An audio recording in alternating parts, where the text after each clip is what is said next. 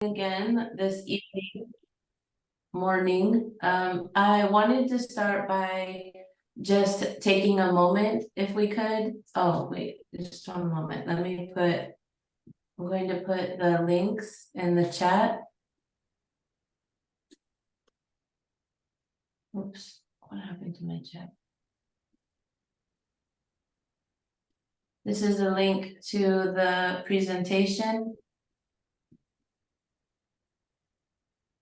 And this is a link to where we've been doing some of our work. So if we could go to where we've been working, on slide 14, I just wanted to make sure that I asked if anyone had any thoughts about yesterday. Maybe one thing you took away from yesterday, you can put it in the chat, or you can put it on slide 14 of it says the STEM Ed HIOH presentation participants on slide 14.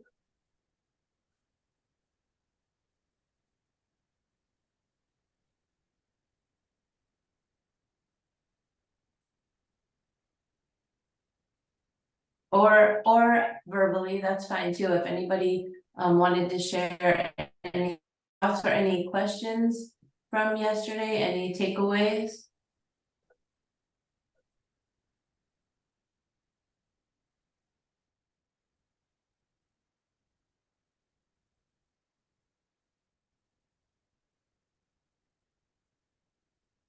Criswell, I really liked how you stressed the importance of really trying to contextualize the unit and the kids' backgrounds and what they know about diabetes. That's been a really important part, really stressing how do we really get kids to see the meaning. And I thought you did I thought it was really important for you to demonstrate, model how they can do that with their kids in their classroom. Thank you. Yeah, that's one thing that we've found with the students that we've worked with is really tapping into their prior knowledge. What are things that they're coming to the classroom with, what ideas? And it's important that they feel like they have a voice. The students we've worked with, that has been an important piece. Excuse me.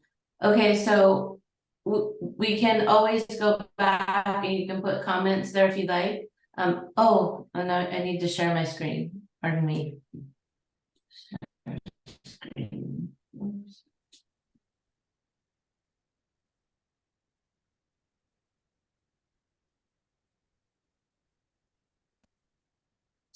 So today's agenda, I'd like to just take a few minutes reflecting on what we did yesterday. We finished with the modeling. We had to go through that a little bit faster than I had hoped. I'd like to do an overview of the front matter and show you in the curriculum in the unit how each of the learning sets within that unit have front matter that will explain kind of the purpose and the goals and what will happen in each of those learning sets. Then I would like us to experience one of the activities that we do with the students, and that is analyzing data from a pedigree. Well, collecting data and then analyzing data using a pedigree. Then I would like for us to experience an assessment that's related to that pedigree, and then we'll debrief the pedigree and rubric, and then we'll wrap up. Are there any questions or comments about this? Okay, we'll get started. So I know that Joe has gone over the modeling cycle. I just wanted us to take a look at this again. I hope this is big enough. Maybe I can make it a little bit bigger. Consuelo, you should go in the go into play mode. I'm sorry? You're not in play mode. You're click the screen so you can go into play mode. You know what I mean? No, sorry. You're not presenting. You have it up like you're creating a PowerPoint. Go into Oh, I see. Yes, I see what you're saying. Thank you. Better? Well, now I can't see the screen. Oh, now I can't see anyone. So you need to share your screen. Okay. Oh, is it not sharing? Okay, just a No. second. One moment. Share screen. Okay, we'll do this, the desktop.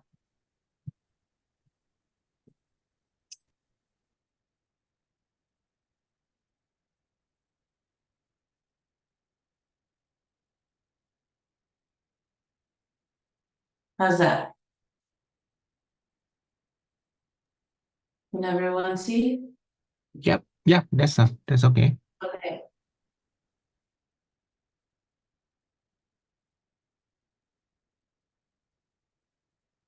And so I wanted to just make sure that I clarify that within our unit, each so what we call a learning set, some people might call that within the unit we have what's called learning sets. The learning sets are typically a couple of days, and I'll show you in just a moment. And then within each learning set within the unit, there are different lessons within that. And so that's kind of our terminology that we use.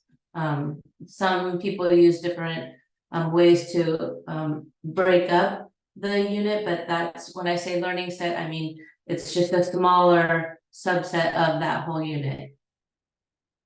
So I wanted to just kind of quickly talk over how we think about modeling when in our units we have students.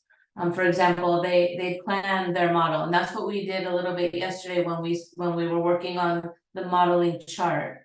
Is thinking about what was the sub-driving question we were talking about, what were the questions we had brought up when we did the driving question, what was it that we were trying to figure out in that learning set, and then what were components that came out during our experience. Then we build the model, and we started to do that a little bit yesterday.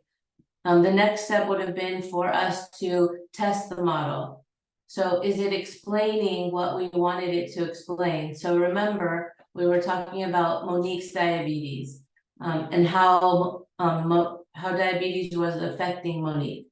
Then we would go back and revise that model and then share it, probably test it again, and then share it out and go back and revise it. So it's an iterative cycle.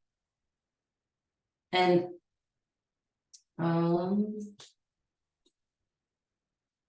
did you notice that that we went, were you able to notice some of these pieces? Well, we didn't do all of these pieces. I just wanted to point out that we did a little bit of the plan and build. We'll talk about this a little bit more as we go along. Oops. So what challenges, as you're thinking about the modeling and even the driving question board that we did yesterday, what are challenges that you foresee for teachers using these practices with their students?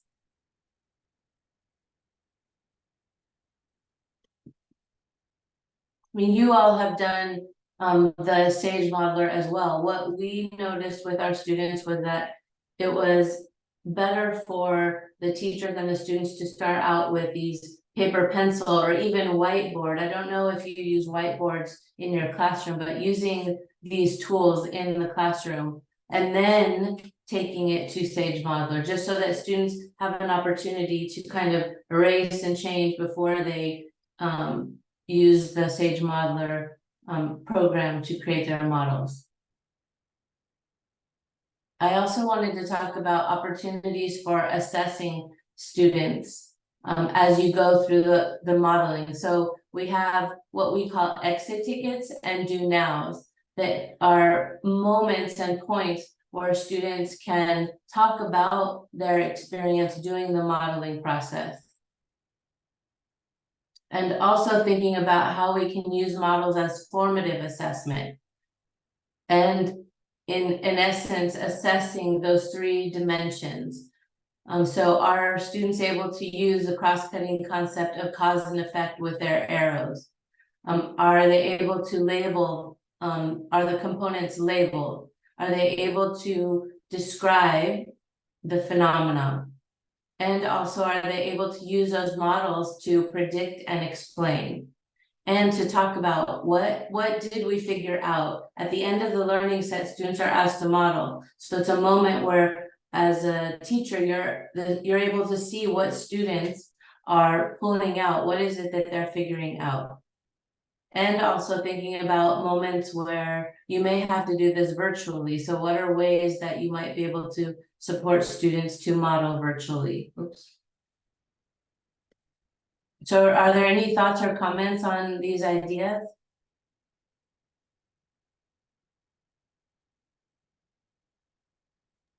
I think when we ask the students to develop a model, in case of Indonesia, it's better to ask them to have paper pencil designing first, because sometimes we have some schools do not have a good internet connection, or even there are no internet in some schools.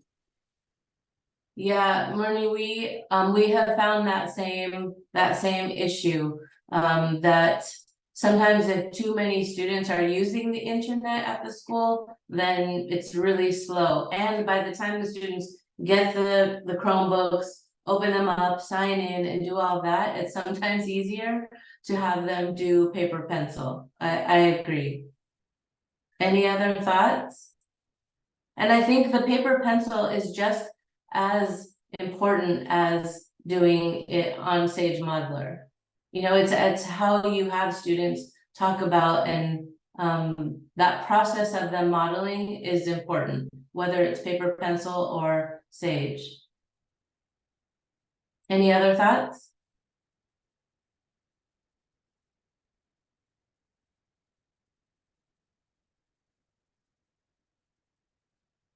Okay, so I just wanted to present this again. So at the end of each learning set, when they model, there's also a teacher version. This is not necessarily what we expect every student, that they have to look like this. This is an example of what students might create. So we have the sub-driving question of that learning set, which was, what affects Monique's diabetes? We had put some of our questions that we had ultimately come up with. These are just some examples of questions students might come up with. Then we talked about what's the phenomena, Monique's diabetes. What did we figure out? That there are factors that affect some people in developing diabetes, and we came up with some. These aren't all of them, there's some of the components that we came up with. And so then it's just a representation of what students might create. It's a guide for teachers to use with their students. And the main purpose of this is at the end of the learning set for students to have a way to present what they have ultimately understood at the end of the learning set.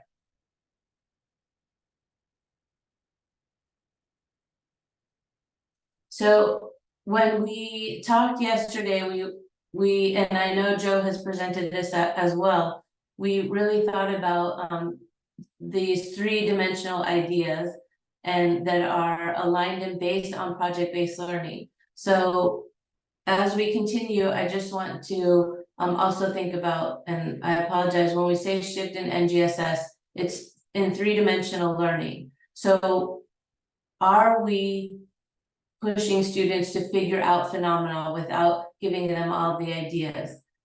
Is three-dimensional learning going on?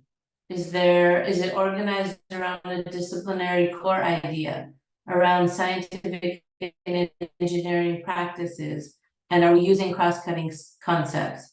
And the instruction builds towards these big three-dimensional ideas. And also that the ideas are building upon each other across time. And so our students pursuing meaningful questions, like looking at Monique and thinking about Monique and why she has diabetes. They're exploring questions by participating in authentic and situated inquiry, and they're figuring things out. And they're collaborative activities. And we're using other scaffolds like the modeling to help them participate in activities, and they're creating artifacts like the models. So as we're going through, think about these pieces and think about where you're seeing these characteristics of project-based learning.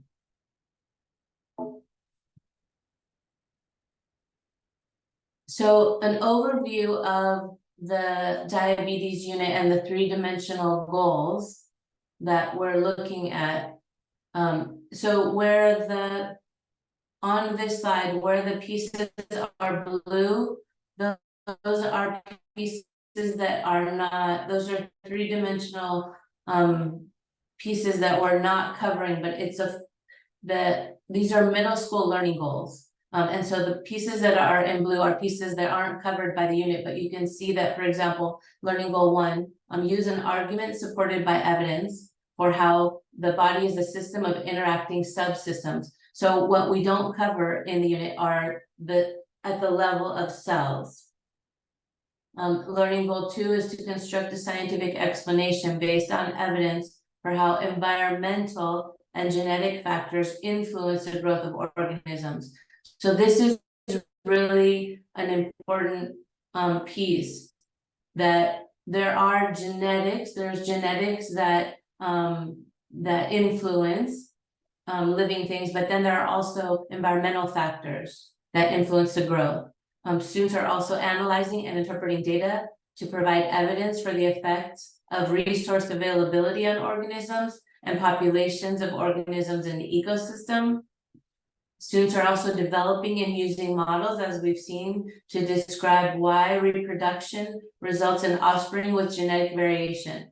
This learning goal 4 is what we'll be looking at today. And finally, construct an explanation based on evidence that describes how some individuals' probability of surviving in a specific environment. So this unit begins to touch a little bit upon the idea of natural selection. But these are the 5 main learning goals in this diabetes learning unit.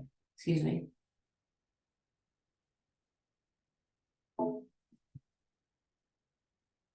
So as we were talking earlier, I wanted to show you how the unit is laid out, and each learning set, for example, learning set 1 that we focused on yesterday, how does Monique describe her diabetes? You'll see on the left, there's a driving question for this learning set is, how does Monique describe her diabetes? There's a material list, and this is also a hot link that will get you to the complete list for the whole unit. There's video links, so the links are here. We saw Monique's video, and this needs to be corrected, I apologize, that should say Tim's video. And then there's another video that for time's sake we didn't get to, but it's another video about a young girl named Misty, who also talks about her diabetes. The main focus is Monique, but these are other videos to show that that diabetes does not discriminate on one type of person, that diabetes is seen throughout different people. There's other optional videos. There's also links to PowerPoints and to the rubric that we will see the rubric for learning set 3. There's also suggested lesson time, so approximately 4 days. It's also important that we frame the learning set. So there's a brief description of the purpose of the learning set. Then there's the learning set goals. So in learning set 1, this is what we did. We generated questions about causes and effects of Monique's diabetes. We also began constructing a model to begin explaining the causes and effects of Monique's diabetes. And these are color coded based on the 3 dimensions. So the scientific practice, cross-cutting concepts, and disciplinary core ideas. There's also, here again, how we talked about in project-based learning, how things build upon one another. So there's an explanation of the building of coherence, and the storyline explains the whole picture of the unit. And then there's a brief overview of the learning set itself. So within the learning set, we have lesson 1, which is what we did yesterday, introducing Monique and generating the driving question board.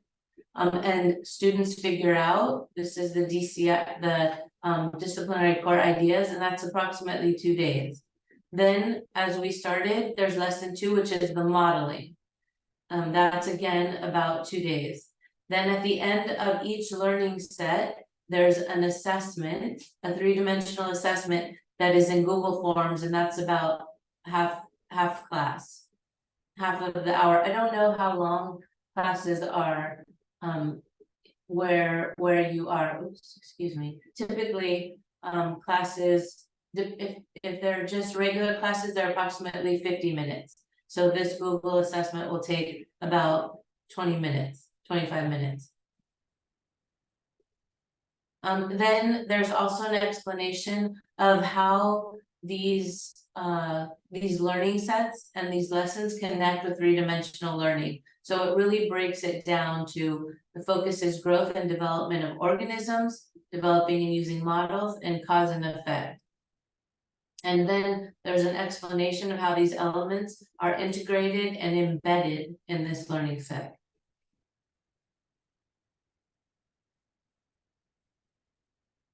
And then this is also important. How do these ideas connect to students' lives? So there's links to out-of-school activities in everyday life. For example, it's important to create a safe environment in the classroom for students to bring their personal experience. We did that when we talked about what prior knowledge students brought in. And also just some ideas to think about that some students may have family members who experience diabetes. Somebody in our group also said they knew people who had diabetes. And we also want to encourage students to include their families in the learning when at home. So having conversations at home about what students are learning.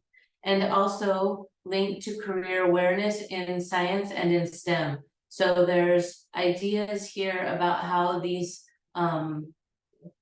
topics that we're discussing are linked to various careers. So for example, nurses, nutritionists, fitness coaches, health educators, lab technicians, phlebotomists, all of these are areas that are STEM related careers. And then there's an instructional sequence. So how you're introducing the learning set.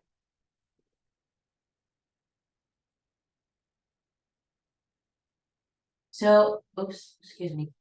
So before we continue, I just wanted to ask if there were any comments or any questions about the front matter that leads into each of the learning sets.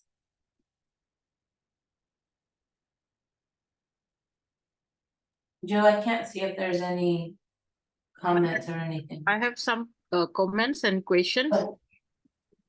Yeah. Yeah. So I think the important one is learning resources or the video should include all the factors that influence or telling about diabetes. Because if the video do not express about some factors that influence diabetes, then students will not come out with the with what the aspect or what the factors influence the diabetes. Right, and those are things that as students go through the learning set, they're figuring those things out. So they're figuring out that that genetics influences and risk factors influence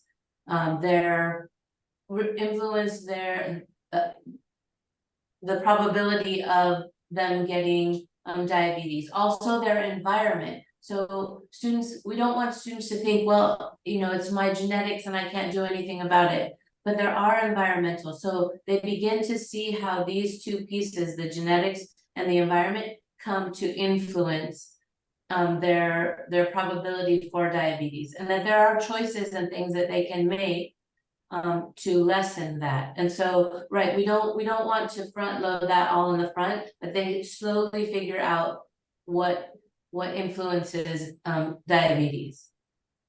Mm. Did that answer your question a little bit, Monique? Yeah, yeah. And the second one is it means that the student had to learn previously about genetics. Well, no. So we're going to talk about genetics right now. We'll introduce it a little bit, but at the middle school level, it's very simple. So they know that there are genes Mhm. on chromosomes, and that those code for proteins that code for traits. So there's not a lot, we don't want to go into a lot of detail at the middle school level. We just want them to know the basics. And then in high school is where they'll really get more of those details. But at the middle school, it's really that there are genes on chromosomes that code for proteins that code for these traits, like diabetes. Okay. Okay, thank you. So right, so they don't need to know at the middle school level that there are alleles and that the double helix, they don't need to know any of that yet. Yeah, but they have to know about the offspring or inheritance of, because we want to talk about the diabetes from parents or some members of families. Exactly, and that, I'm so glad you brought that up, because that's exactly what we're going to be talking about together today. Exactly. Okay, thank you. Thank you. Are there any other thoughts?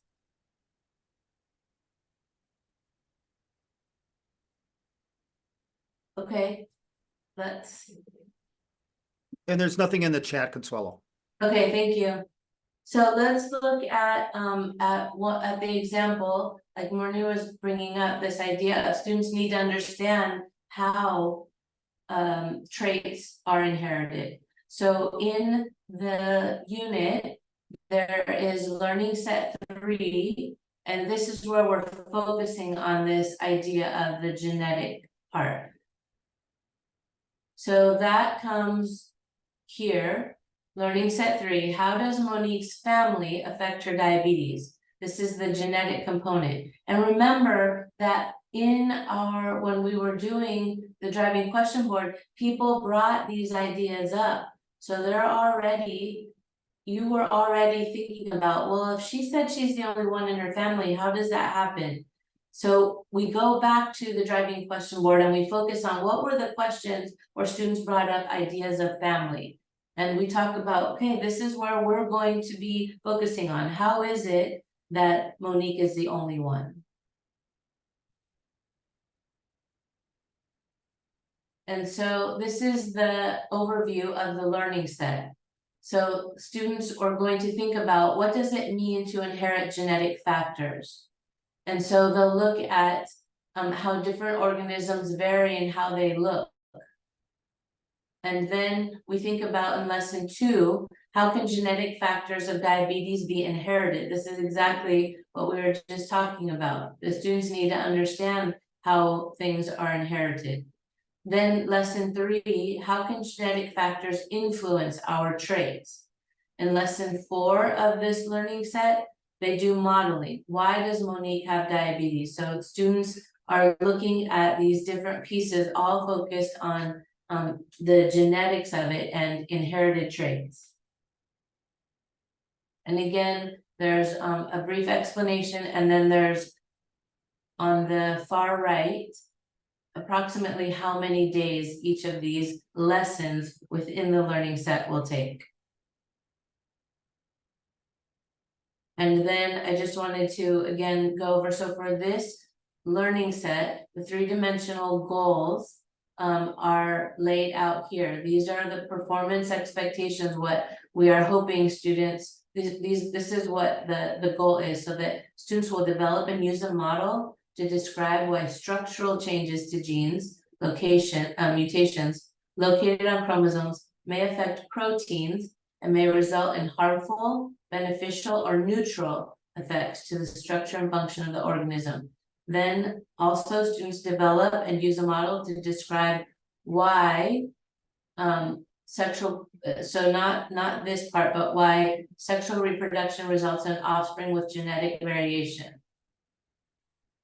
And then we break it down by the disciplinary core ideas, the science and engineering practices, and the cross-cutting concept. And then at the bottom, how these elements are integrated and embedded in this learning set. So let's look at, how does Monique's family affect her diabetes? So we're looking at, how do genetic factors influence the inheritance of diabetes? This is what we're going to discuss now, is learning set 3. This is lesson 2, and it's experiencing a genetic simulation. So first, I want us to revisit the driving question board. So let's look at the questions related to this learning set that we did on slides 8, 9, and 10, where we were working yesterday.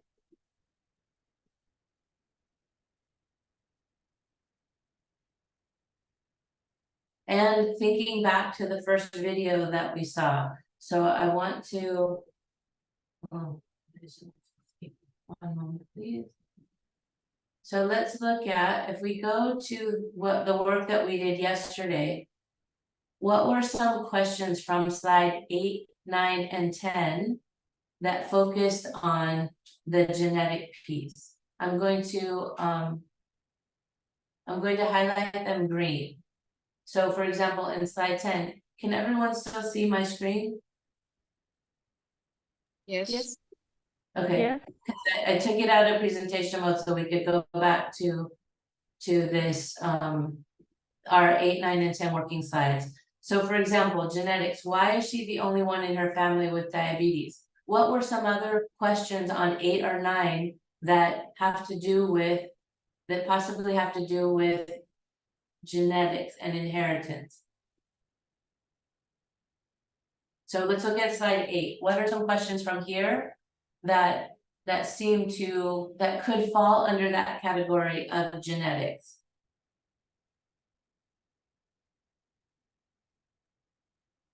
And you can put it in the chat, or you can highlight it green if you want to as well. So this is one that I highlighted green.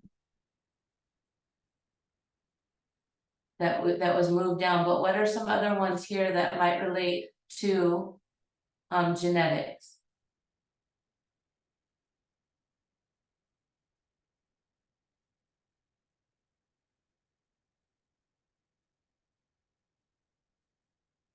What other related diseases may they have because of diabetes? Okay. Where is that question? Oh, here we go. Okay, so are there other related diseases? Okay, so that might fall under the genetics. Right, okay, so food intake, kidney failure. That's right, so that might be another piece. What about this one? Is diabetes a genetic disease? Yeah. Can sugary foods? Diabetic affecting. Okay, what about slide 9? Are there questions on slide 9 that might be directed towards genetics? Oh, well, look at this one. It's Is diabetes. diabetes a genetic disease?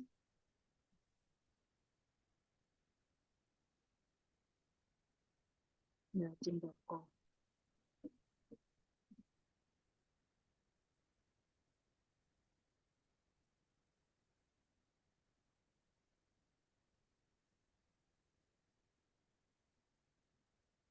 Okay, so these are all questions that we would have under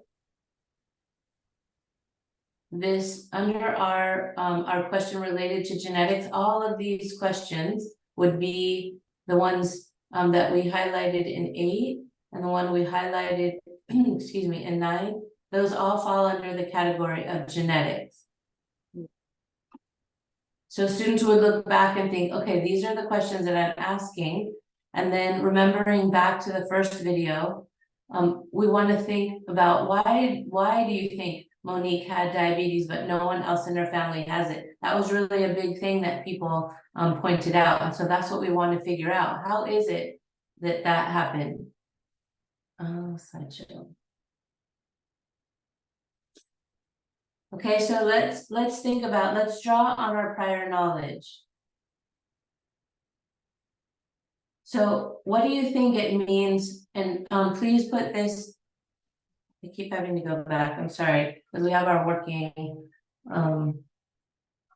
working slides here. So if we go to let's go to slide 15. And let's think about what do you think it means to inherit something?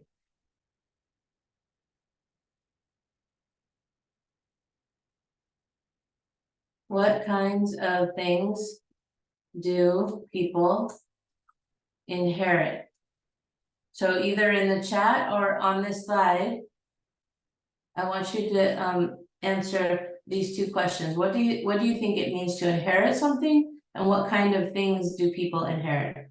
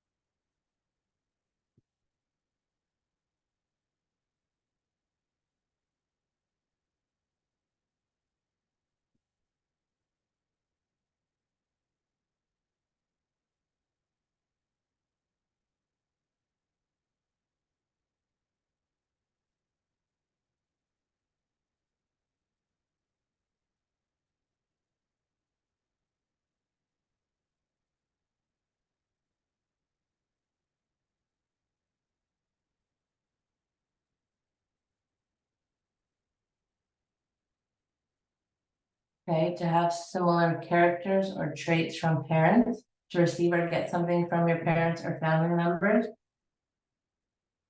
Okay, yeah, it could be money, culture.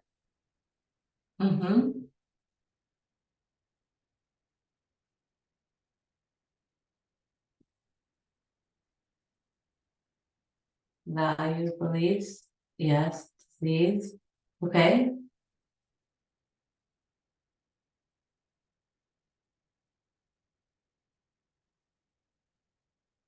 So now I want us to think about on slide 16 of this working document, from whom do you think we inherit traits or characteristics? From our parents, from others? What are traits or characteristics? What does that mean when we say traits or characteristics?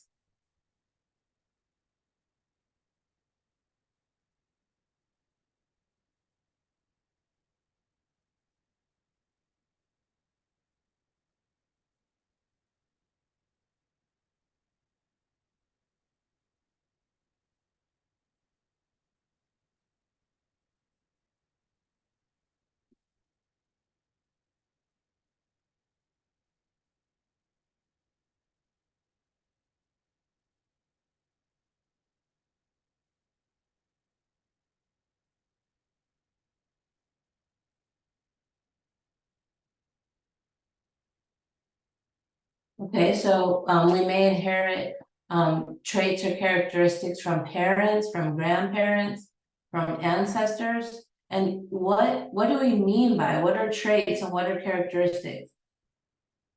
Traits are patterns of behavior. Okay, so what do we, I'm going to put that in here. Oops, I'm sorry, let's undo that. So what do we mean by pattern, traits are patterns of behavior? Who can add to that? Ooh, are things that make you well, you. They include physical features, colors of eyes, hair type. They're not just looks, they also have things like whether you are naturally good at sports, music, or certain subjects in school. Okay, Personally, I was thinking about the addiction, because some people might inherit some addiction, or okay, and there might be some patterns of behavior.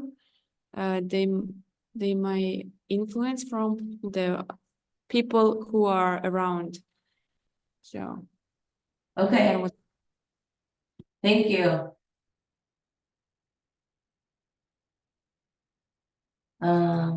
Okay, any other thoughts?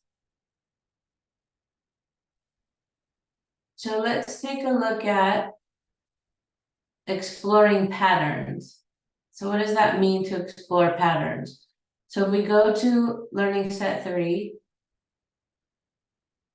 what does it mean to inherit genetic factors? So if we look at this picture, we see the mom and we see the father. And we see the mother as a child here, we see the father as a child here, and these are their kids, these are their children. So what genetic factors do you think these children inherited from their mom?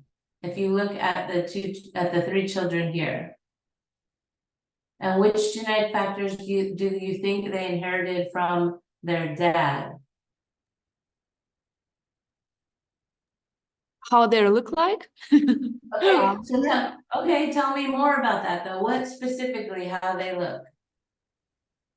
Skin color, I think from ma'am, for Okay, the The type of girls. hair, like a curly hair or straight, something like that.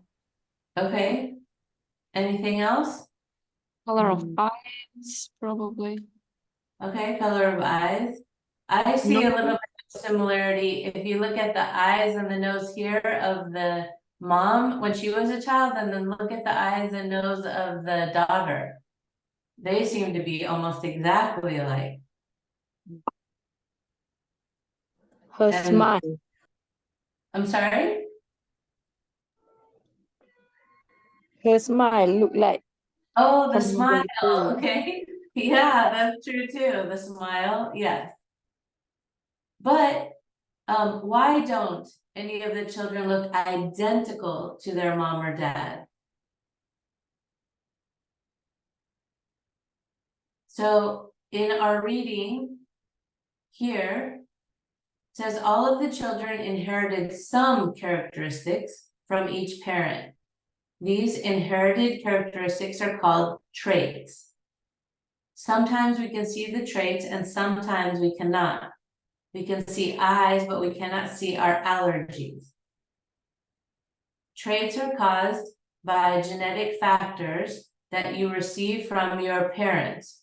Children inherit half of their genetic factors from each parent. For example, brown eyes is a trait and it is caused by genetic factors that affect eye colors.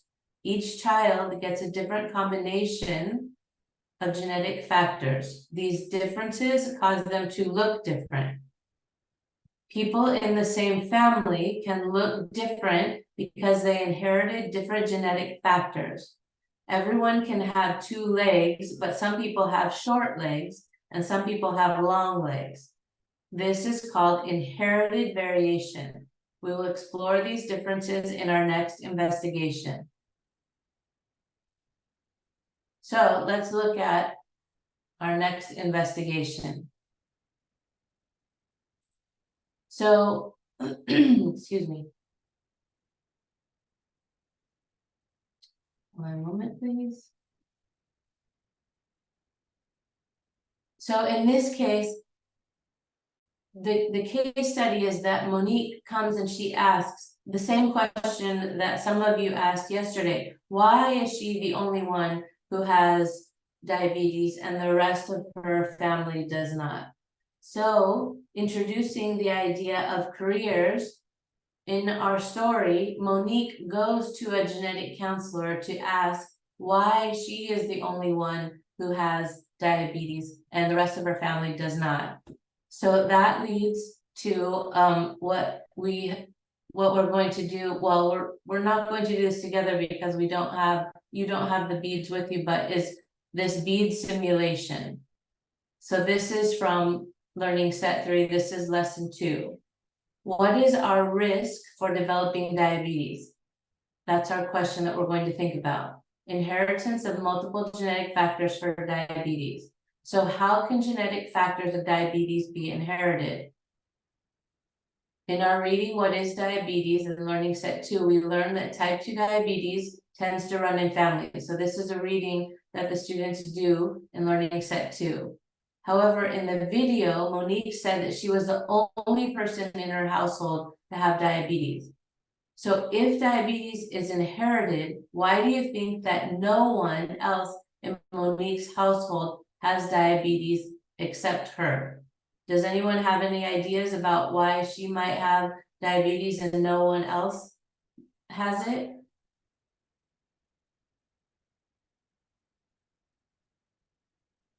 So this is the question I'm asking. Before we start, does anyone have any ideas about why do you think no one else in Monique's household has diabetes except for her? I think we have to know also other family members. So Okay. Monique is number the first or the second or the third child in the family. Okay, so we need to look at multiple generations going vertically, but also horizontally, who in her immediate family has it. Yeah. Okay. So remember what we just talked about before, that each parent has different genetic information or genetic factors. These genetic factors are randomly transmitted to their children in a process called inheritance. So children inherit their gene factors from both parents, their mother and their father.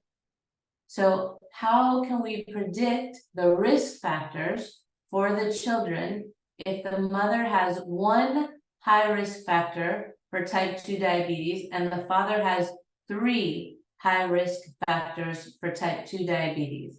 So we're going to look at this bead simulation. So the black beads in this simulation, the students have 2 cups that have colored beads in them. So they have black beads. These represent genetic factors that do not contribute to diabetes.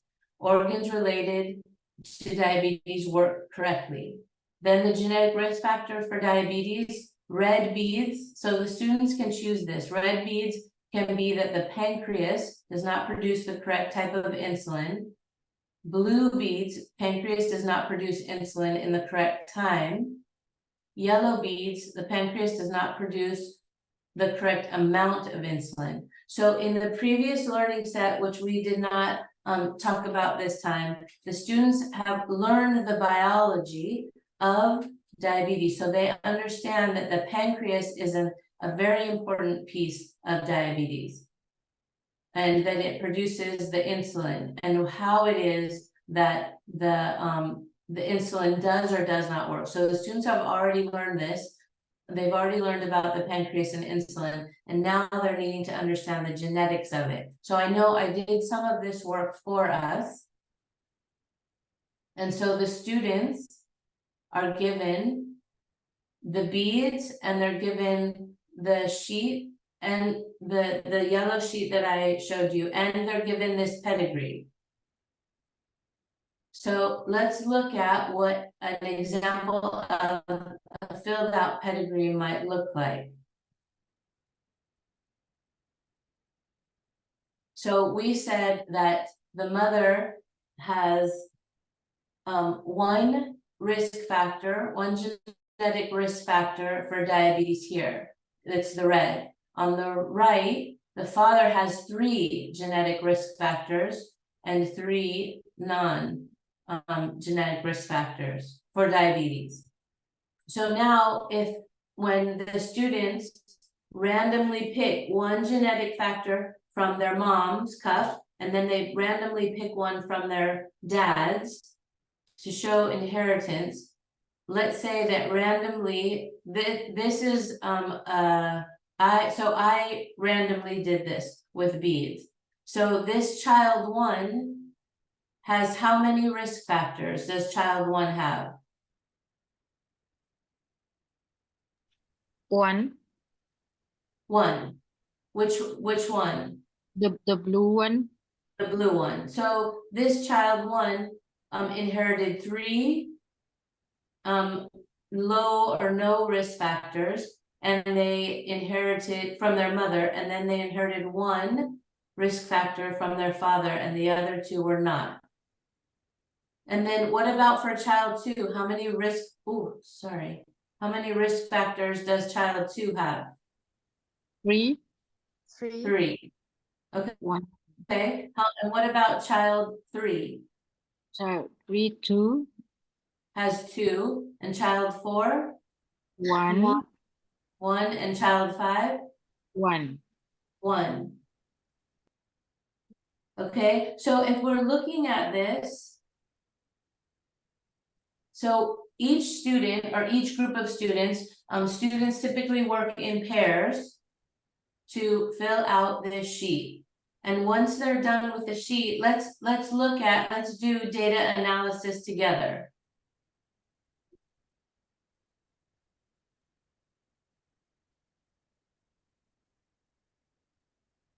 So let's see, I want us to be able to look at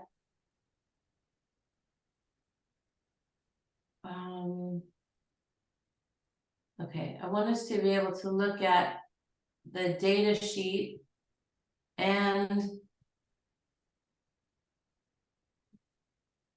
let's do this together so that we can see both the analysis. Oh, that's not what I want. Just a second. I'm trying to have it so that we can see both the page and the questions together. You can split the view Oh, how do I do that? in a corner of the you know where the exit button there, you can split the view for 2 screen. Oh, that is genius. I don't know how to explain. I do so, but I don't know. Let's see. Okay, let's see if I can do this. Is it on the Top Where- the green I don't know one. where it is. Where's it at? So we're trying to split the view. So the green dot on the top left corner. So yeah? you can type on it. Yeah. Uh-huh. Oh Okay. no. You don't need to type. You should just need to как подвести. Oh yeah, here we go. So you can split the Oh. Move, enter the full file screen. window to left screen and the second one. And you will be able to manage. Oh, that's great. I learned something new today. Thank you. Okay, You- so wait. Can you see both screens though? Yep. Oh. Thank you. manageable, so it's easy to work. Okay, but now this is really small. Can people see this? Wait, if I do slideshow, oh no, that's not gonna work, sorry. Exit full screen, I apologize. Okay, now I have to do that again. Okay, so can people see the table? Well, you have the slideshow as well, correct? Yeah. Yes, we can see. Okay, so if we let's look at the data analysis, so we're not gonna be able to compare the results from other teams, but we can look to see what information we have. So do all the siblings, so let's start with number 2 because we don't have other classmates to compare, but do all the siblings in our data table, do they have similar risk factors for diabetes? Child number 3 and 4 has the similar, right? Yeah. 1 and number 1 and number 3. No.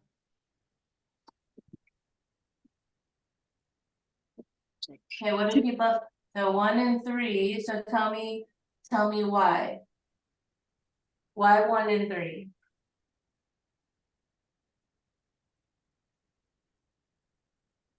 Sorry. Probably they have because the blue color. But the Okay, so that's right, so they have a similar, they inherited the similar risk factor.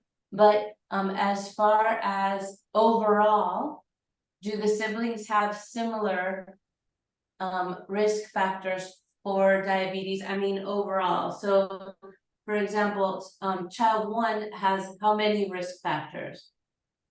1.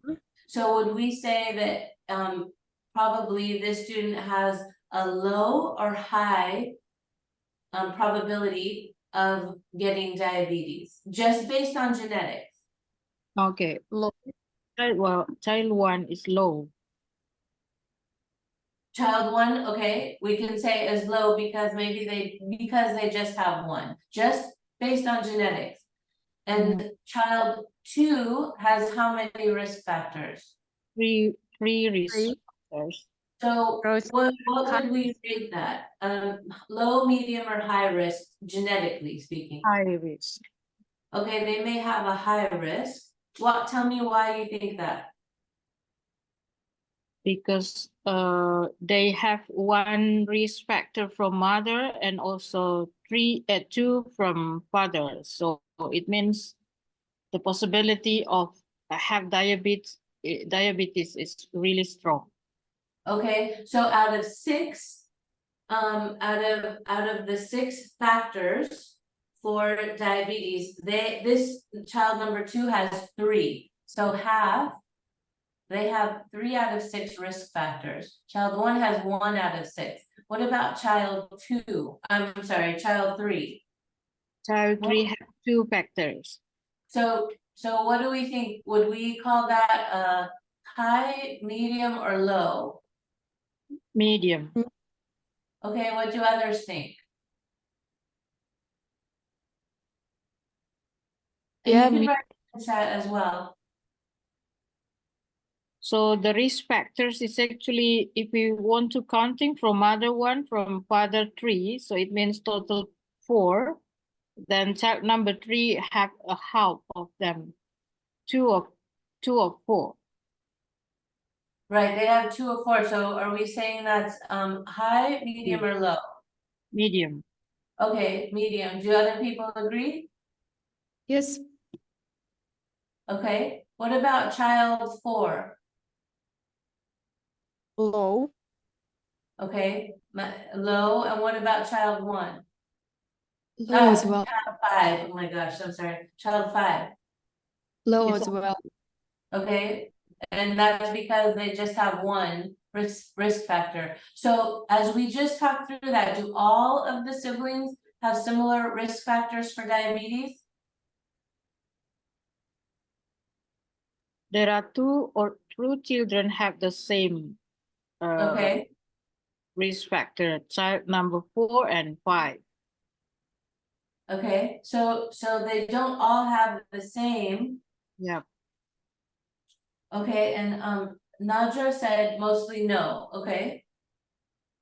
Right, so they're not all the same, but some of them have similar risk factors. So if we say why or why not, how are we going to respond to that? By categorizing them like a high factor, low, no? Right, we could, exactly, we could, that's one way. We could also identify what those risk factors actually are. So in here, we talked about the red beads means that it's a risk factor that the pancreas does not produce the correct type of insulin. So for example, child 1 has 1 blue risk factor, which means that the pancreas does not produce insulin at the correct time. Where child 4 and 5 have inherited 1 risk factor each, which is still low, or that the pancreas does not produce the correct type of insulin.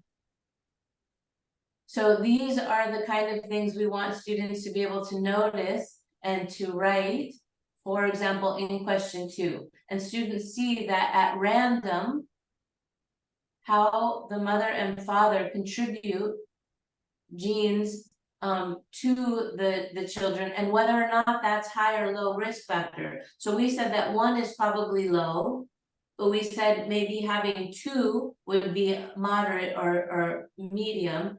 But this child with 3, that might be a high risk factor. So then that kind of answers our question here. Which child has the highest risk for diabetes? To answer this question, okay, we want to write a scientific explanation. So what would our claim be? Child 2 has the highest risk factors of diabetes. Okay, so here we would write child 2 has the highest risk factor for diabetes. And our evidence, what's our evidence? Because he or she has 3 risk factors from parents.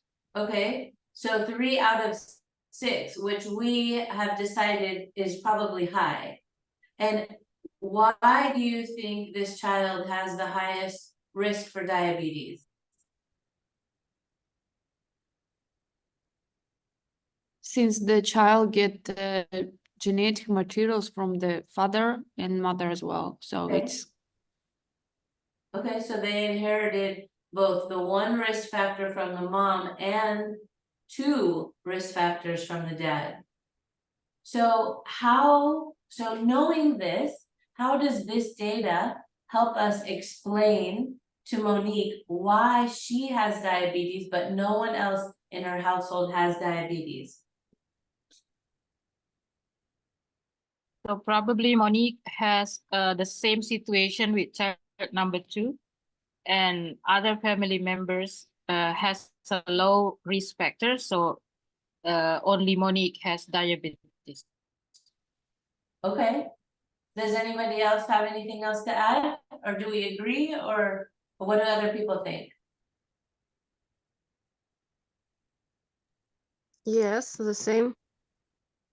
Okay, Santana, you agree? What do other people think? And you can write it in the chat if you agree, or if you think we need to modify that response.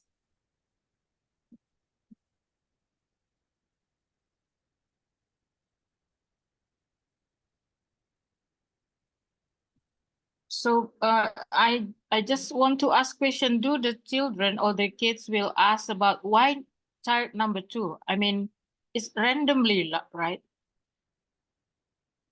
Wait, can you say that again? Yeah, Right. I mean, why child number 2 get the 3 factors from parents? I mean, it's this situation is randomly put like this or based on the experiment of Bates? So each student or each pair of students will get a different, they'll get different combinations Okay.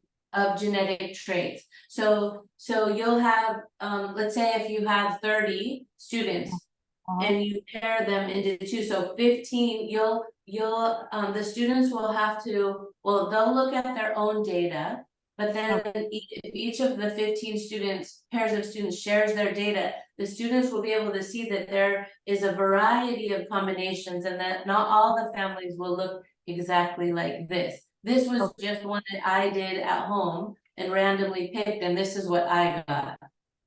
Okay. And we focus on type 2 because type 1 is a little bit more complicated in how it happens. That is really a genetic. Where type 2 has has these genetic and environmental factors. Which gets at this question, here. Do you think that every child that has high genetic risk factors for diabetes will get diabetes? Why or why not? So at this point, students are understanding the genetic piece, but then we want to push them to think a little bit more, which is where we'll go for the next learning set is, if every student that has a high genetic risk factor for diabetes, will they get it? What do you think?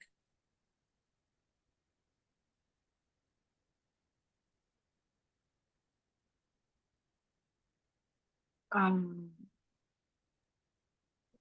And this I is to think no. everyone, this isn't just to Murni, this is to everyone.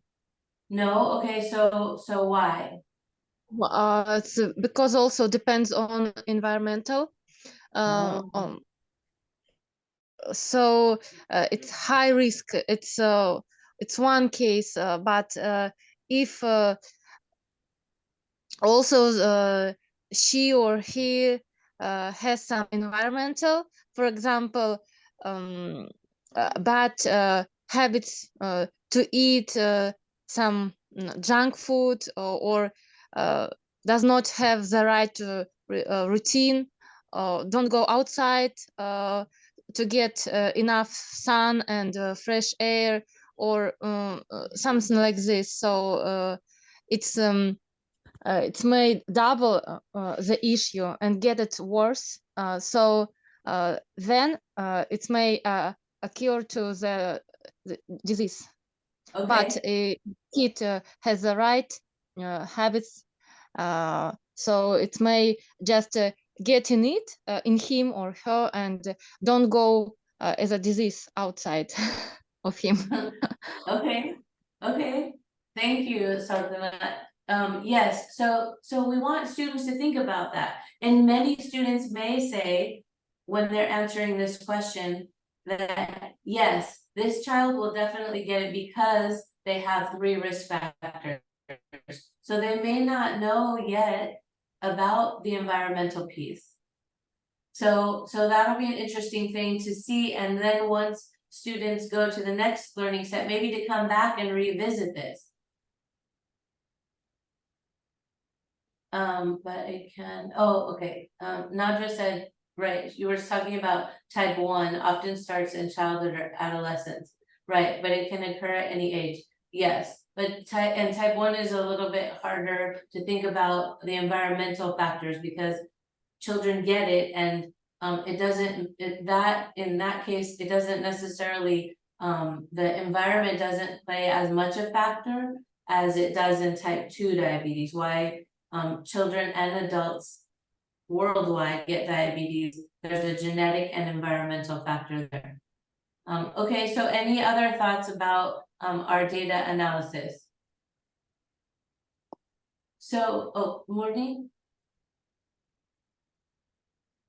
Oh, I thought you had something to say. So students, now we've gone through the simulation, and students have created their pedigree and they've analyzed their data, and then we do this reading about how can genetic factors of diabetes be inherited. So I'm just going to give you about 1 minute to kind of scan through this reading. So before this, we haven't given them any information really about genetics, except for what they have come with us, what knowledge they've come to us with genetics. But we've done the pedigree, and now they've analyzed some data, and now we want them to do a little bit of reading about it. So I'll give you just a moment, I won't talk.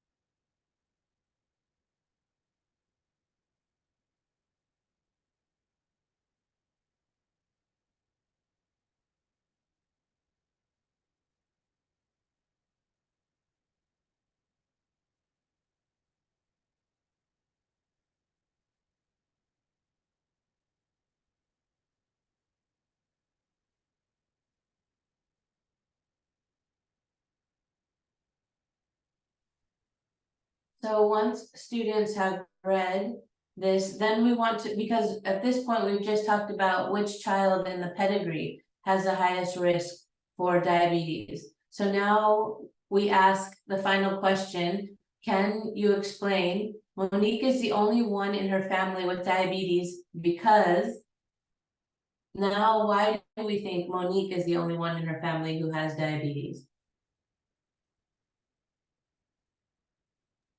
Probably she was the child who get more or higher genetic risk factors.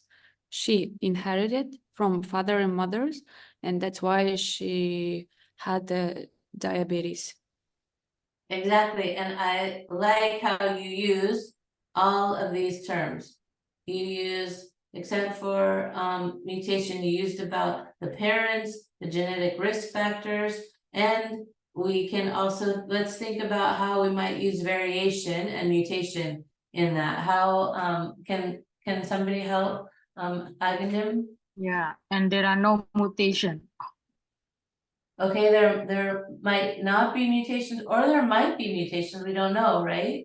We can't see mutate, well, for diabetes, we can't necessarily see the mutation, it's not something physical. What about variation? In the reading, they said like people have the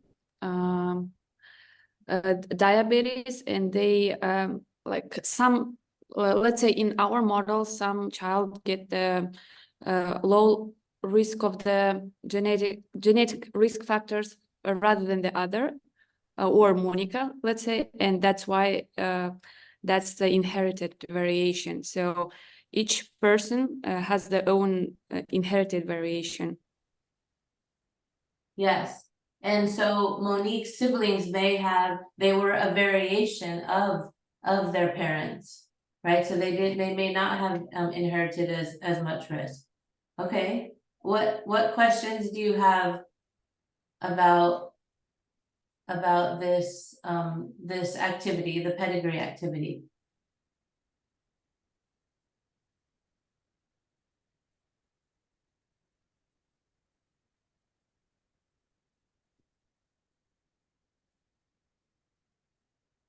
Okay, Nadra says, agree that random selection of beads in the activity symbolizes the chance of transmission of these genetic factors from parents to each child.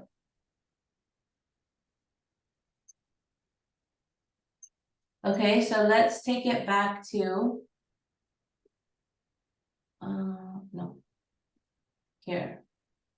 So we've done the pedigree activity, we did some data analysis, and we've done some reading. Now we go back to, let's see.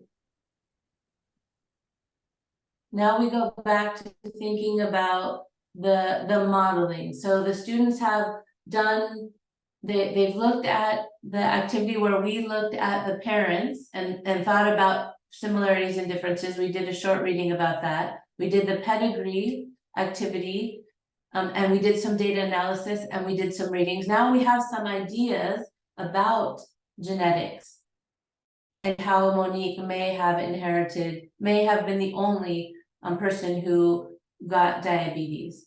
And so now we want to build a model that represents these ideas that we've gotten from this learning set.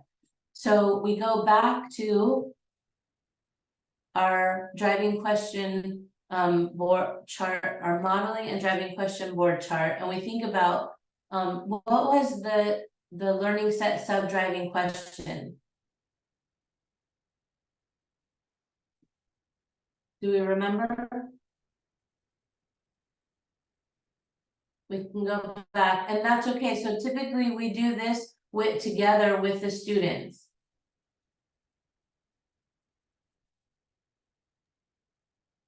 Where we should look for the sub-driving question. Yes, wait, it's, What are traits and characteristics? No? there it is. Well, how does Monique's family affect her diabetes? So this is the question that we've been focusing on for this learning set. So the students you and the students would put that there. What were our questions? Remember from slides 8, 9, and 10 here. So these were some of the questions that we had. Why is she the only one in her family with diabetes? Do we have enough information now to kind of talk about this? Yes. Yeah, we covered, I guess. Is diabetes a genetic disease for both type 1 and type 2? We didn't talk about type 1, but is diabetes a genetic disease for type 2?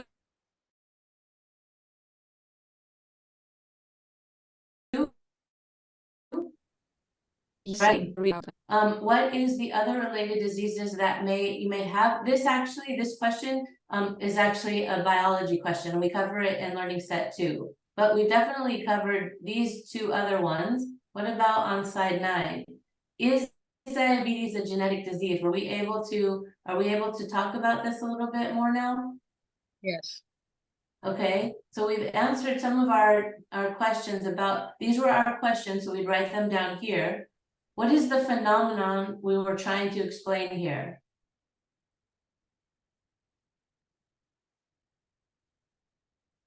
Monique's diabetes. Yes, but specifically what part of Monique's diabetes? The genetics of it. Right, the genetics of it, how it's inherited, right? So we were trying to figure out how genetic or the inheritance of diabetes, the genetics of diabetes. What did we figure out? What were some of the things that we figured out? Why she is the only child who has the Okay, diabetes. And we didn't talk about what type of diabetes she has, right? she has type 2. Oh, okay. She learns that in learning set 2, so we're just focusing on type 2, right? So what are some of the big components that we would want in our model? So just focusing on the genetics and what we've learned in this learning set, what are some components that we might want to include in our model about the genetics of diabetes, of type 2 diabetes?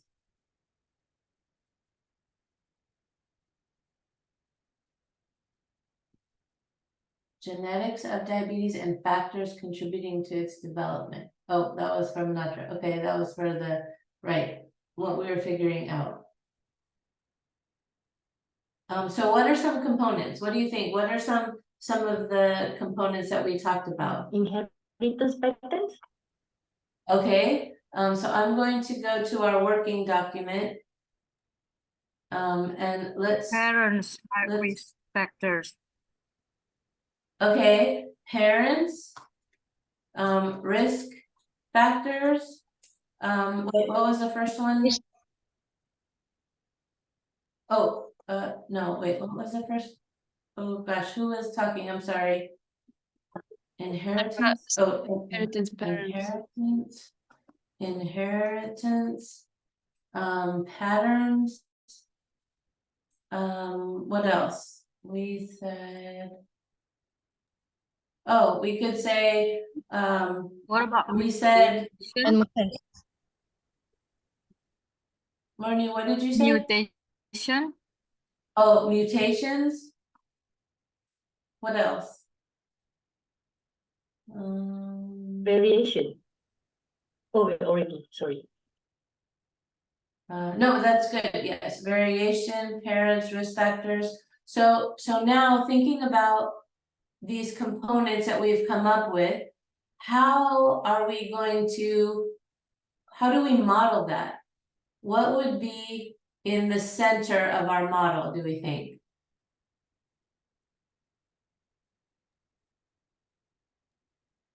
Diabetes. Or Monique diabetes. Or type 2 Okay. diabetes, if you want to. Okay, diabetes would be definitely a, yes, well, maybe it's not the center, but we would have it, diabetes would be one of those pieces, right? And then, how would we link these components that we've come up with? Where do they go?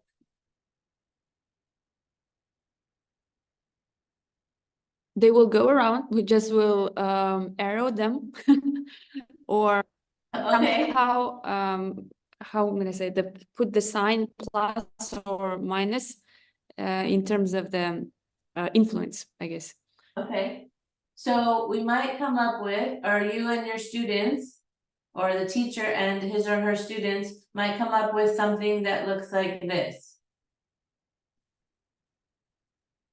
And again, I want to stress the model should not look exactly like this. The students need to figure out, so here in our components, we put this, right? We talked about the mom and dad. We talked about variation and mutation. We didn't necessarily bring up this, but students may add this, right? That offspring genes, we get half from our mom and half from our dad. This affects, and in the reading, proteins, which affects the inherited traits, which also affects the risk for diabetes. So students should have these components, or the components that we came up with, and be able to put them into a model. Can you make this window a bit bigger and exit the right window, because the diagram is a bit small for me to see. Oh, okay, hold on 1 second, let me see if I can move, wait, I see you all here, I have to move that. Oh, okay, That's- 1 second, Nadja. Okay. How's that? Oh, much better. Thank you. Okay, thank you for telling me, Nadja. So here you see, we came up with most of these components. So what we've realized is typically the first, second, and third learning sets, there's a lot of scaffolding going on, meaning that a lot of the work of the sub-driving question, the questions that they came up with in their driving question board, the phenomenon, what they figured out, and the components, a lot of that is done together with the teacher. But where you really get to see students' understanding is in how they are working together to build their models. So how does that look? How did they put those pieces? And when they can share with each other and give each other feedback, that is also really helpful.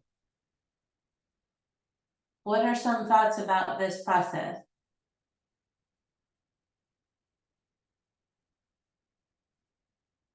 What are some challenges that you see maybe that the teacher might encounter?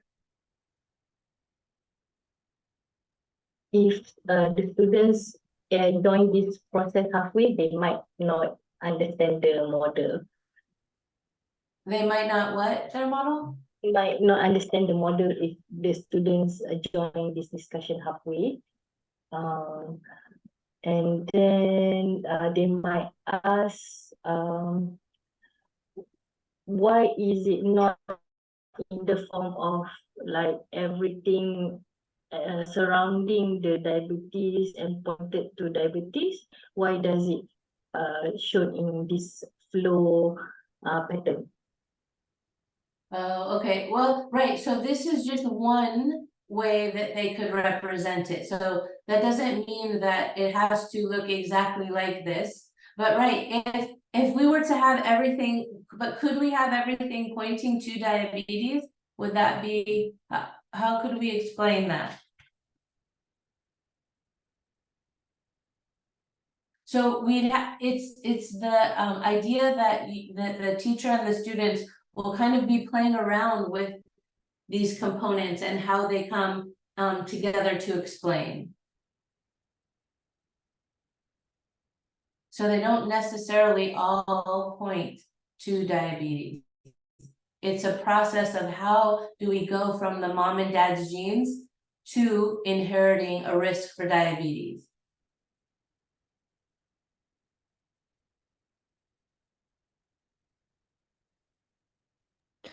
Also, may I add, while we looked at the worksheet pedigree, I thought that maybe we could apply a little math.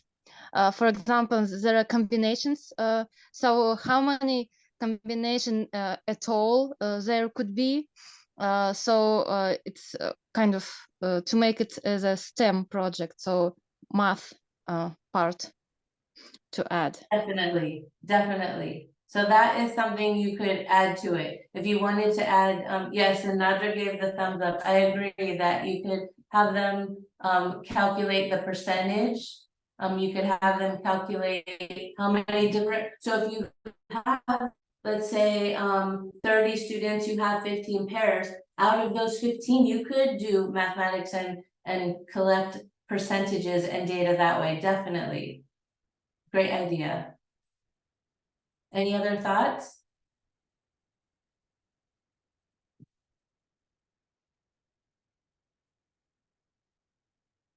So, where are we at? 31.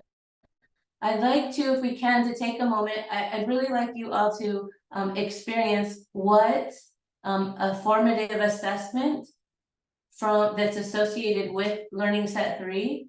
So if we could just take like 3 minutes.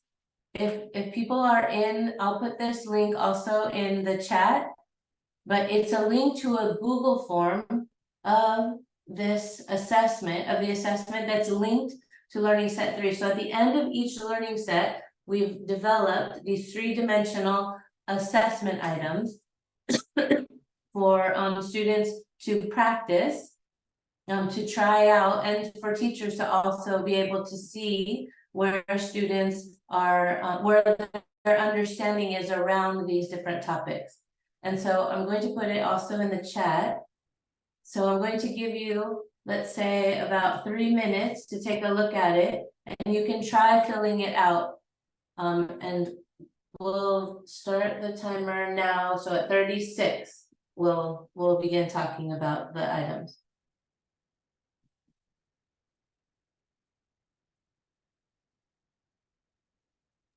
Should we fill out the form? Yep.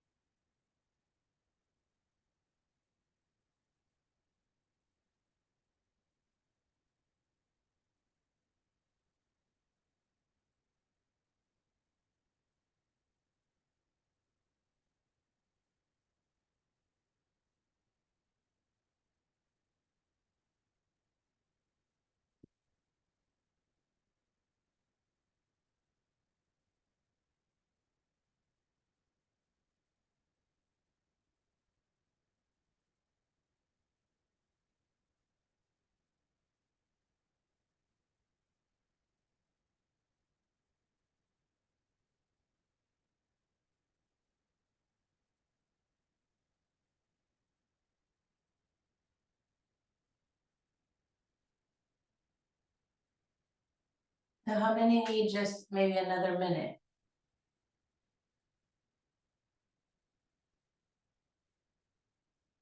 Okay.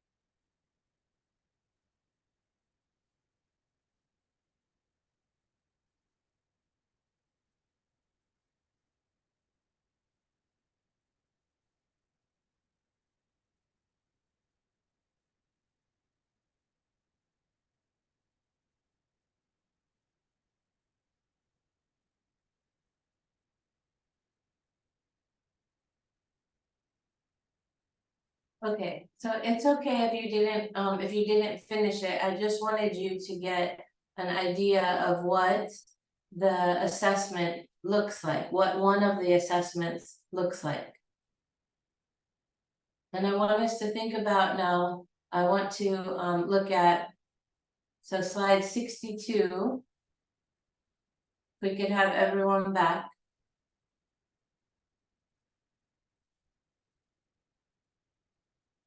So is this item three-dimensional? So the learning goal the big learning goal that we were targeting for this assessment is to develop and use a model to describe why, and not the asexual, but sexual reproduction results in offspring with genetic variation. So it's a big learning goal. So we took a piece of that called the learning performance, and we're just looking at this middle part, the learning performance. Students use a model to construct a scientific explanation using evidence about how individuals' genetic inheritance of traits can influence their health. So the three dimensions we were focusing on were the practice of constructing an explanation, the core idea of inheritance of traits, and the cross-cutting concept of patterns and cause and effect. So as you were looking at this item, were you able to see these three dimensions?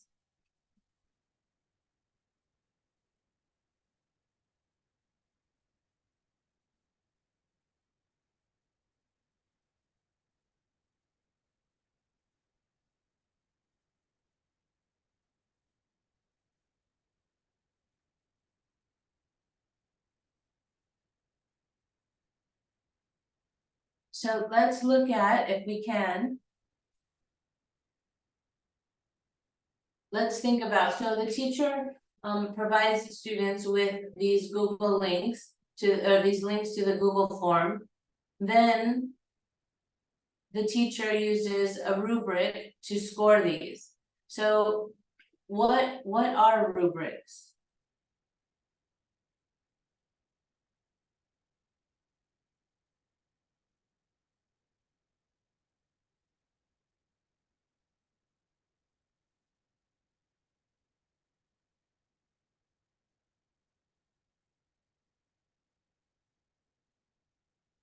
Okay, a scoring guide. Does anyone use a rubric? In their own work? Yes. Okay, now it just says frameworks that outline the criteria for assessing performance, understanding or quality of a particular task. So how do you use them, or how have you seen teachers using rubrics in their classes?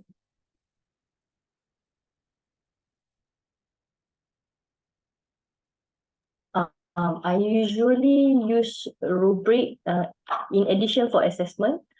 I usually share rubrics to the students so that they have sort of an outline on how to do their work, the quality of their work, what are the things that they need to prepare, and rubric is sort of a summary of guidelines on how the students can do their work. Okay. What about others? Is there anyone else who uses them, and how do you use them? Or in a different way?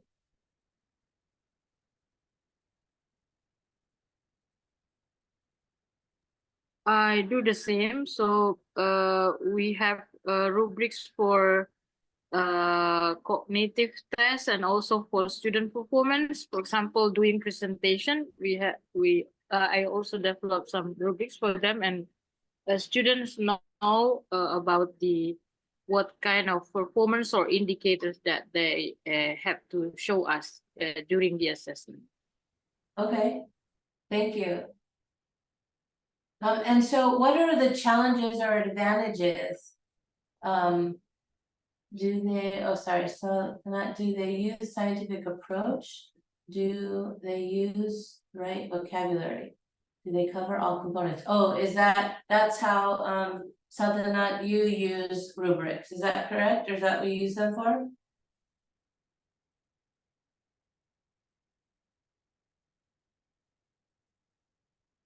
Yes, that's what I would suggest to, as I see it's in here from this worksheets.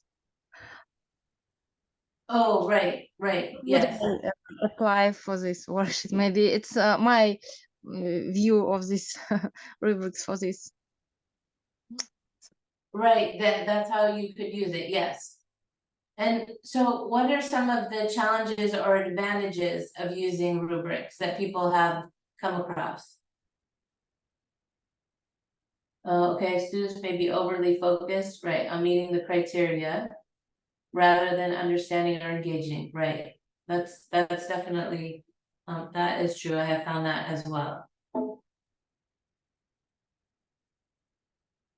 So I want us to think about, so we were looking at, for this item, developing a model to describe why sexual reproduction results in offspring with genetic variation.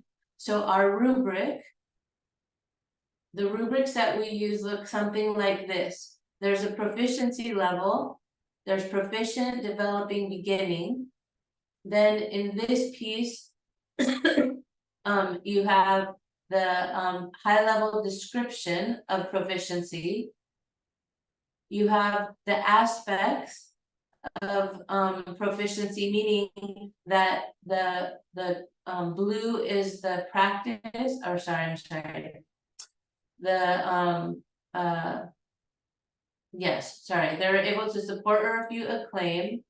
They're identifying patterns, that's the cross-cutting concept, and the DCI is the inheritance in a pedigree model. So the scientific practice, the cross-cutting concept, and the DCI, the disciplinary core idea. Those are the aspects. And then these are the observable evidence of proficiency. This is what a student might say. So they agree, this is just a sample of it.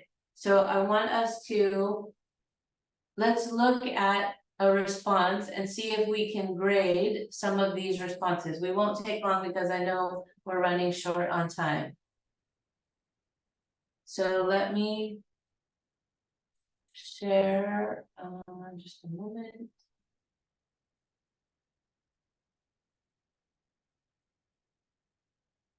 Nope.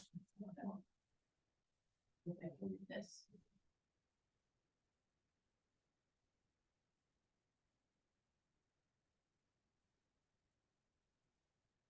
Okay, I think I'm gonna try and do. The split screen again. Oh, no, that's not what I wanted.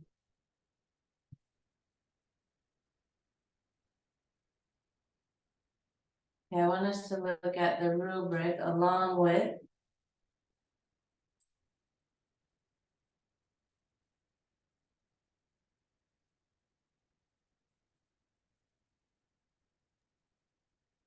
Where did my rubric go?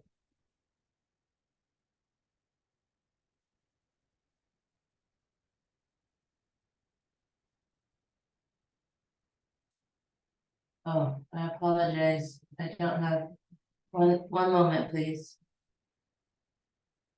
So we can take this moment. Does anyone have any questions on the item or what we've done so far?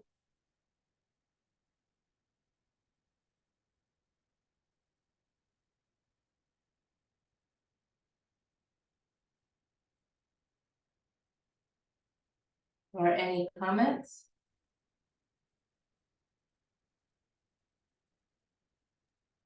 I want to ask, so previously we only discussed the genetics part. Yesterday we talked about diet, healthy food choices, and so on and so forth. So does it mean when we move on to discuss about diet, we will be adding the feedback or the ideas from diet into the same model that we have developed just now? Okay, so you're asking when we introduce the diabetes part of it? Yeah, I mean, sorry, the diet. diet part of, right, so now we've gone, so if I can refer to this for just a moment. So remember, we've tried to create it so that each learning set within the unit builds upon one another. So in the introduction, that's where students, what we did yesterday, they're just understanding the phenomena.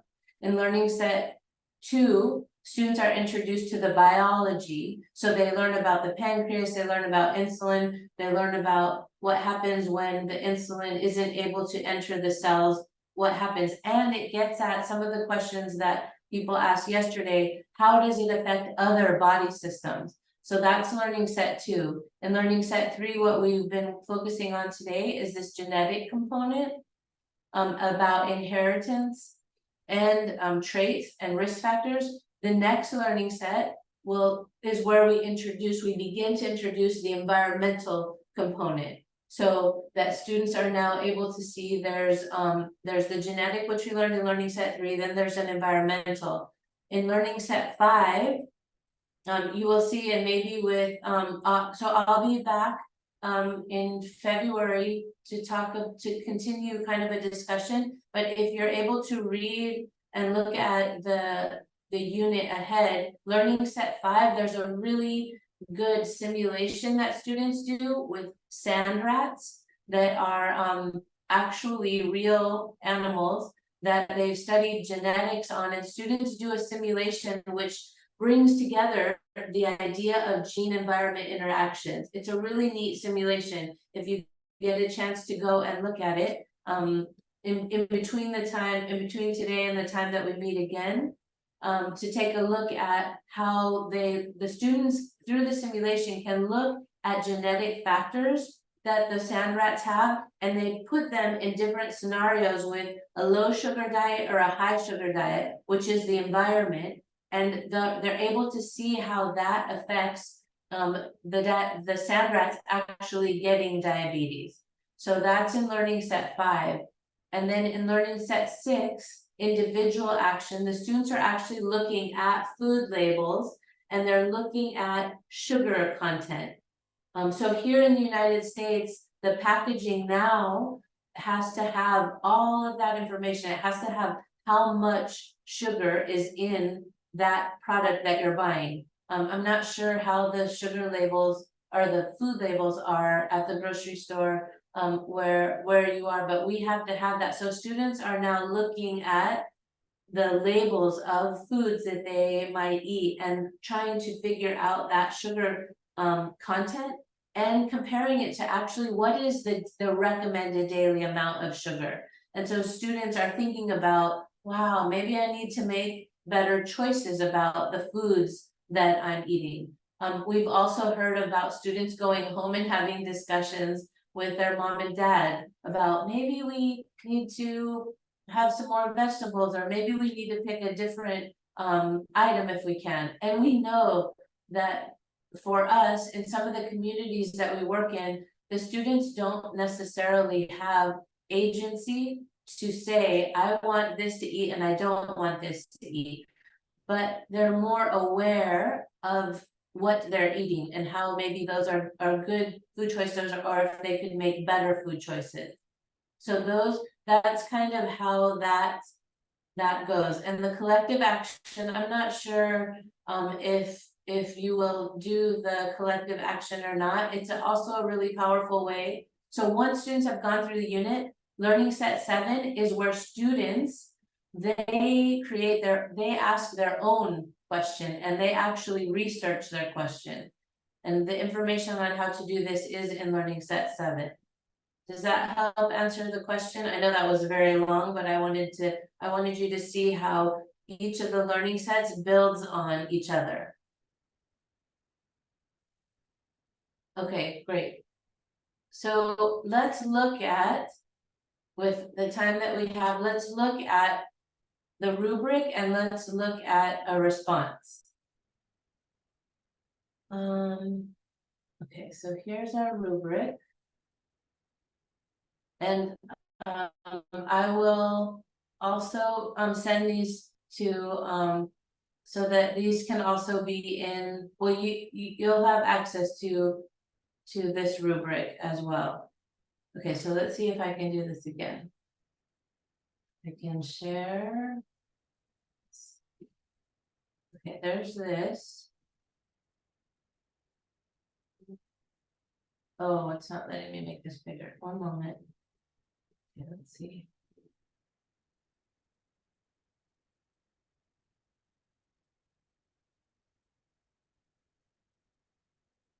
Oh, I did it again. I'm sorry.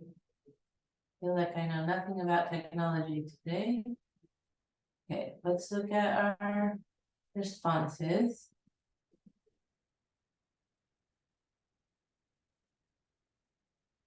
Okay.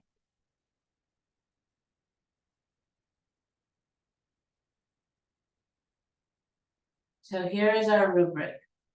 Let's move this over a little bit. And we probably need to make it, I know this might be a little bit hard to see. Let's see if we can do this. So,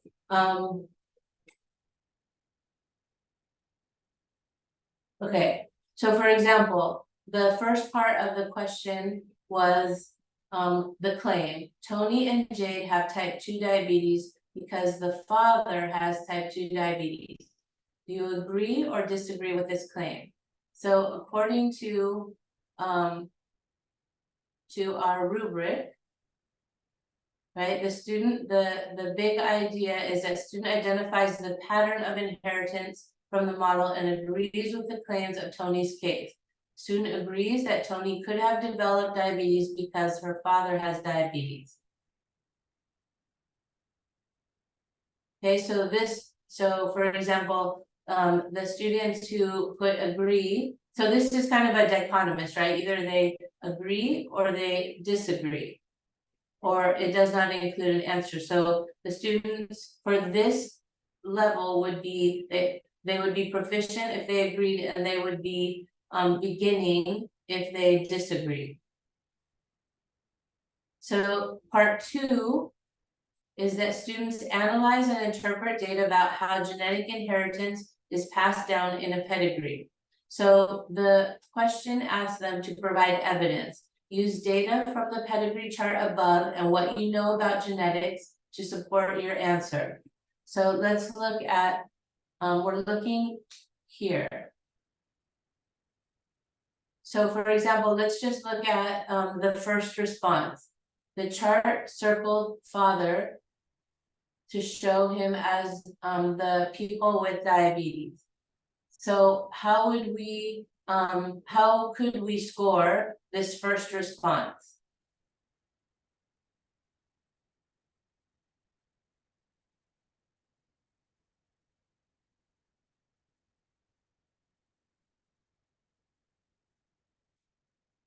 I think developing. You think developing, okay? Tell me more about why.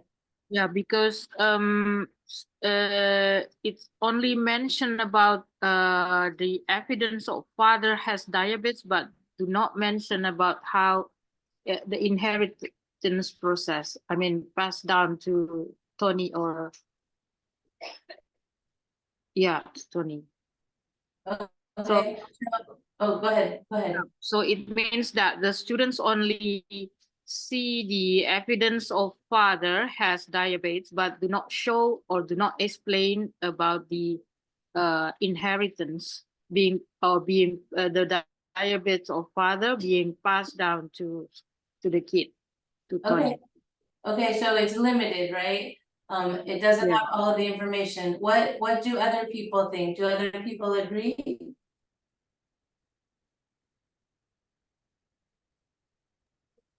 Yeah, there are no kind of connection between two or like a generation, right? Between parents and child. There are no connection. Okay, so you're agreeing you might give them a developing? Yeah. Okay, I think if we consider this question as a standalone, developing is correct. But I think this student is taking this student is expecting to explain her or his answer of agreeing why she agrees that Tony is inheriting from her father. So considering that she or him already agree, so this is a continuation from his or her answer. So it can yes, be if it is a continuance. right, I agree, and that is what we have found as well, that while there are 3 different parts of part 1, there's whether or not they agree or disagree, then they need to provide data, and then the reasoning. So that's exactly, so you can take this whole answer as one, but we've broken it down just so that you can see like what aspects of it the student was proficient, developing, or beginning, and then you can give them a whole score, right? So we've given you that option of, if you want to look at it separately, you can, but I agree, Nadra, that it might be best to be able to look at the whole response and see student understanding, and then you can give them a whole score of proficient, developing, or beginning based on just part 1. So we answer, we look at the evidence and then we look at the reasoning, and that can be one whole score. And you can do the same thing with part 2. And so the students are not asked, they're not asked about a claim, but they're given a claim, and then they need to provide evidence or reasoning to support or refute that claim. And so I just really wanted to present what these assessment items look at the end of each learning set. I have a question. For the question number 1, instead of asking about agree and disagree, can we also put some rubric of how to do a good claiming? So tell me more about that. Yeah, for example, here in number 1, they only choose agree or disagree, but we cannot measure how students make a good claim. For example, maybe they have to repeat the sentences. For example, I agree, or something like that. I agree Tony and Jet have type 2 diabetes, or Right, yeah. so typically what we've done for our teachers is that we have our original item and we give the teachers their own copy of the assessment item, so that if they want to modify the question, which is what we've had in some cases that the teachers have slightly modified. So that is a modification, Moni, that they could do. So they could ask them to write, so they agree or disagree, maybe they have to explain why, or maybe they have to do some writing. So that is absolutely something that they could do. Okay. Yeah, in this case, for our research purposes, because like I said, at the end of each learning set, there is an item, and so in some, students do need to make a claim. And in this one in particular, we gave them an agree or disagree, but there's variations of this on the different items. I'm sorry, I want to be mindful of everyone's time. I know that it's late there. I just wanted to, the last set of questions was just thinking about how you think your teachers might use the rubrics, and how would you give them a grade using the rubric? So because as it stands here, there's no numbers or anything, it's just proficient, developing, and beginning. So it's just something to think about. We don't have to discuss it now. And I just wanted to wrap up, and if there's any final thoughts or questions, again, you have my email address on this PowerPoint slides, on this set of PowerPoint slides. And if you want to explore the diabetes unit, if you didn't already have the link to it, this is the link to the diabetes unit. We have 2 units in middle school. It's the diabetes and the substance use disorder unit. And so if you have any questions, I think I'll see you again in February.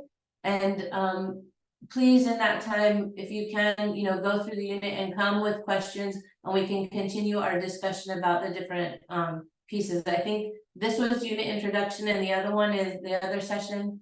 2 sessions are consultations. So please come with questions, and we can discuss, and we can look at that learning set 5 simulation, which kind of ties it all together. So I know we've gone 4 minutes over. Again, I really appreciate everyone's time. I know it's late, and it was so nice working with all of you. Thank you for participating, and I hope everyone has, like Joe said, restful and happy holidays and a happy new year, and we'll see you in February. So thank you very much. Thank you very much. Have a nice Actually, it's January, not February. It's after the New Year on the January the 9th. Oh, January. Sorry, January. Yes. Yep. I'm sorry. The second week. Yeah, jumping. second week in January. Yes. Okay. Thank you. Thank you. See you. Okay. Bye bye. See you all Bye. New Year. Have a nice holiday. Bye-bye. Bye bye.